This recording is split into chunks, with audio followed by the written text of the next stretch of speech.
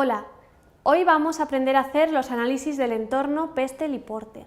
El análisis del entorno es el primer paso que debemos realizar antes de comenzar a construir nuestro plan de marketing, porque nos va a permitir identificar las oportunidades y las amenazas que pueden afectar a la actividad de nuestra empresa.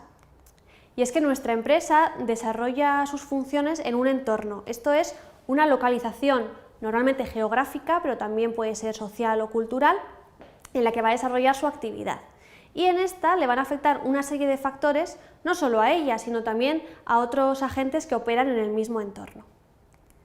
El entorno tiene dos dimensiones. El entorno externo se compone de aquellos factores que van a afectar a todas las empresas por igual, pertenezcan o no a nuestro sector. Por ejemplo, una crisis económica afecta de igual manera a un hotel que a una empresa automovilística. Después tenemos el entorno interno. Aquí encontramos las fuerzas que solamente afectan a las empresas que operan en un sector. Veamos ambos en detalle.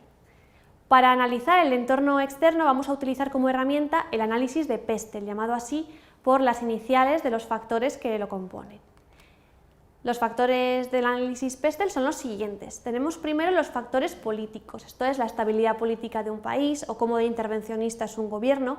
Los factores económicos, como el crecimiento del PIB, los tipos de interés, los tipos de cambio o la inflación. Después tenemos los factores legales, como la normativa europea, el derecho de la competencia, la regulación publicitaria o el derecho de los trabajadores. Después tenemos los factores sociales, estos son los cambios culturales que se dan en una sociedad con respecto al consumo, los cambios demográficos, el envejecimiento de la población o las nuevas estructuras de familia.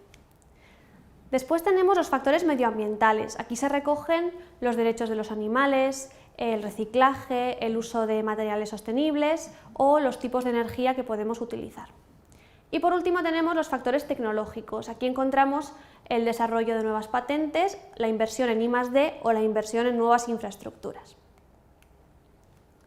Ahora os propongo un ejercicio que podéis realizar en casa y es que apliquemos el análisis Pestel a un sector concreto que os interese. En este caso yo he elegido el de la televisión a la carta.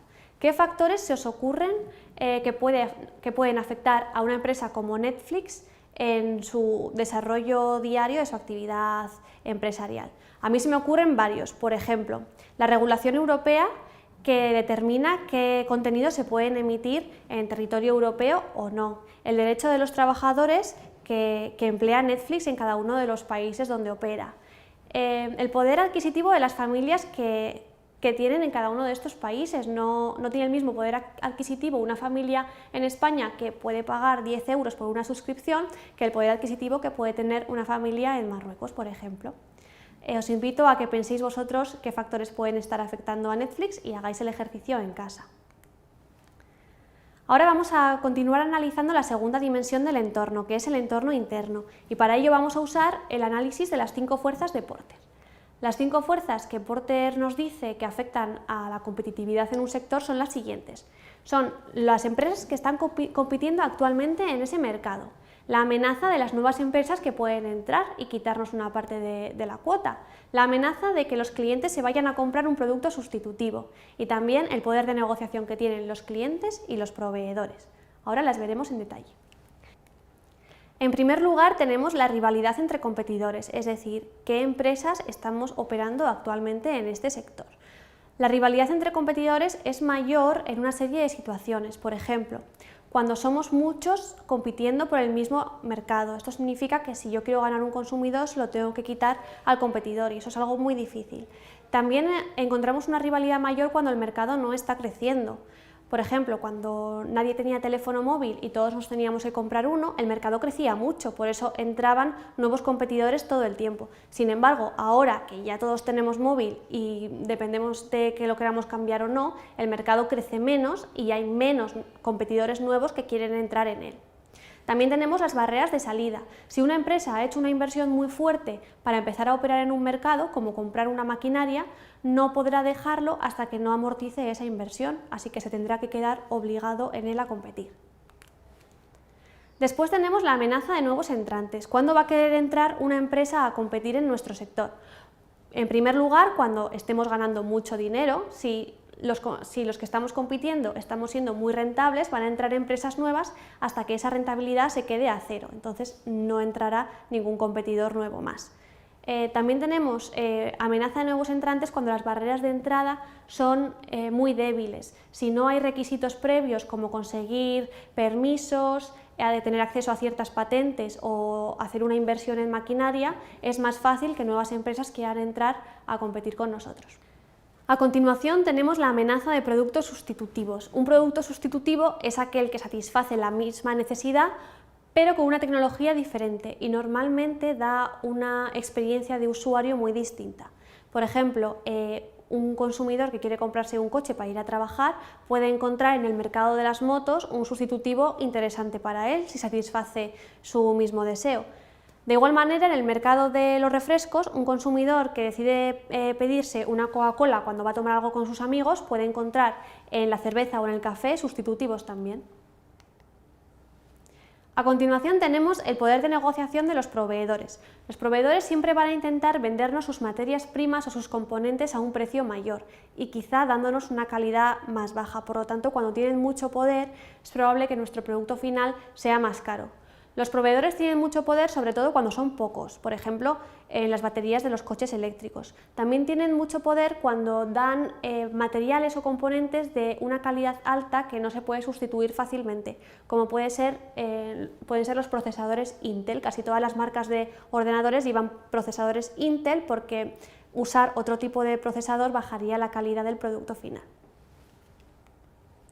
Y por último tenemos el poder de negociación de los clientes. Así como los proveedores van a hacer que el precio final suba, los consumidores siempre van a intentar que el precio del producto final baje. ¿Cuándo tienen los consumidores mucho poder? Pues sobre todo cuando son pocos y muy rentables para la empresa. Este es el caso de los consumidores de lujo que compran productos como coches Maserati o bolsos de Chanel. Estos consumidores son escasos, pero tienen una gran rentabilidad para las empresas. Por eso estas los cuidan mucho más y tienen un trato muy preferente. Sin embargo, hay otro tipo de consumidores que también tienen mucho poder y son los consumidores de productos muy poco diferenciados, como pueden ser, por ejemplo, los bolígrafos o como pueden ser las prendas low cost. Una camiseta hecha por Inditex es muy parecida a una camiseta hecha por Mango o por Primark. Aquí es muy fácil para un consumidor cambiar de una marca a otra muy fácilmente. A continuación tenemos que saber qué hacer con esta información que hemos obtenido de los análisis Pestel y Porter. ¿Dónde la vamos a llevar? Pues la respuesta es que la vamos a llevar a la matriz DAFO. La matriz DAFO es una herramienta estratégica que nos va a permitir hacer un diagnóstico de la situación de nuestra empresa y ver dónde tenemos que focalizar nuestras acciones y nuestro plan de marketing. Esta matriz tiene 4 cuadrantes: las amenazas, las oportunidades, las fortalezas y las debilidades. La información que hemos tenido en nuestro análisis del entorno la tenemos que llevar a 2 cuadrantes concretos. Estos son las amenazas y las oportunidades. Por ejemplo, para una empresa de productos ecológicos, si en nuestro análisis Pestel hemos identificado una tendencia en el consumo de productos sostenibles, esto para nosotros representa una oportunidad para aumentar nuestra cuota de mercado. Pero a su vez, en nuestro análisis Porter hemos podido identificar cómo nuevos competidores están viniendo a vender sus productos en este sector. Esto para nosotros es una amenaza que tenemos que combatir. Por lo tanto, ¿qué debemos conocer al finalizar esta lección? Primero, ¿cuáles son los factores externos que afectan a la actividad de nuestra empresa?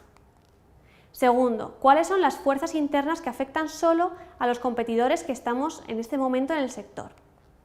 Tercero, ¿cuál es la probabilidad de que ocurran estos factores y fenómenos que hemos identificado? Cuarto, ¿cuál es la importancia? ¿Tienen todos el mismo impacto? ¿Podemos tener el mismo tipo de beneficio de que una tendencia en el consumo nos favorezca que de que un competidor salga de nuestro mercado? Pues probablemente sea distinta. Y por último, debemos establecer prioridades. ¿A qué amenazas y oportunidades vamos a darles preferencia a la hora de actuar?